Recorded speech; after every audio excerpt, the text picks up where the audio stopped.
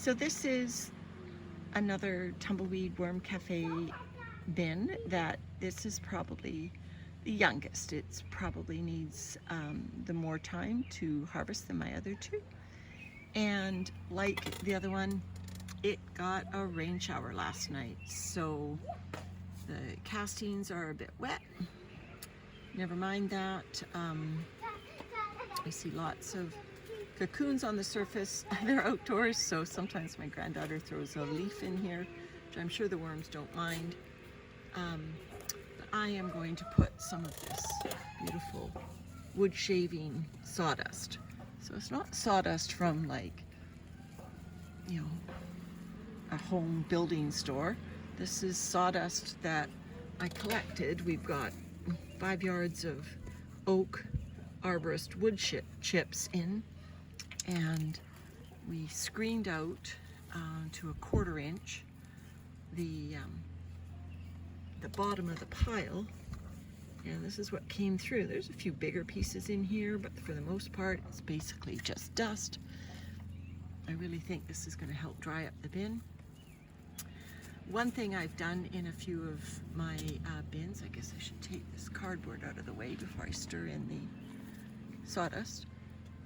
One thing that I did is I've taken up this suggestion. It actually is from Marty's Gardens in Australia, that I started burying egg cartons in some of my worm farms. Not only do they really help with moisture regulation, but they serve as sort of a worm community center where the worms can come and meet and greet each other. I haven't put food in this one yet, I just put castings in it, but you know, nevertheless, it is a source of carbon for them.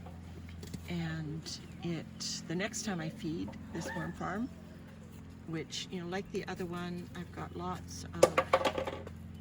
I need that ball to practice. Oh, my granddaughter, you found the ball again, did you? I've got the ball. I've got lots of avocado skins in here. The ball went behind the worm farm, honey. It went behind the can of worms, the round one.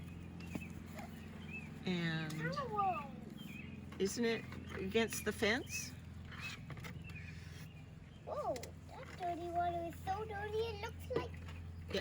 Yeah, just leave it alone. There you go. and so I can get the ball under. Anyway, so lots of avocado shells. This one, like the other one, has, I think that might be asparagus, not Swiss chard stalks in it.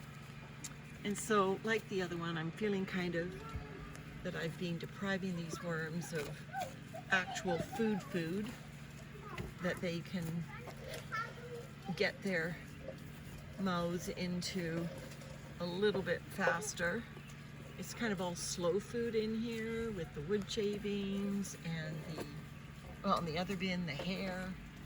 And in this bin, lots of Swiss chard and avocado